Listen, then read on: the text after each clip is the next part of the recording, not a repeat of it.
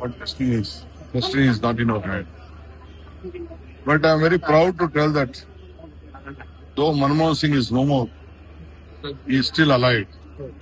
His contribution to the nation from a small common man who was striving for food. Whatever he has made the act in the constitution, through the constitution, it can't be changed. In many governments could not change the Aadhaar, the unique identification card. All the people from thousands of years who were in the forest got their right on the Forest Right Act. On a health scheme, Asha workers. Then the right to education. All the common farmers, laborers who could not get payment, who could not go and do labor work in other fields, also was being included in Manrega. So it is the greatest achievement, if I go and tell.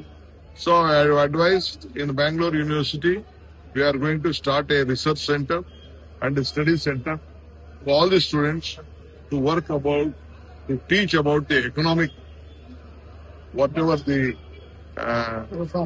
reforms he had created for the growth of the country. And he has laid down a big legacy in the Indian history. His contribution to the world, through financial.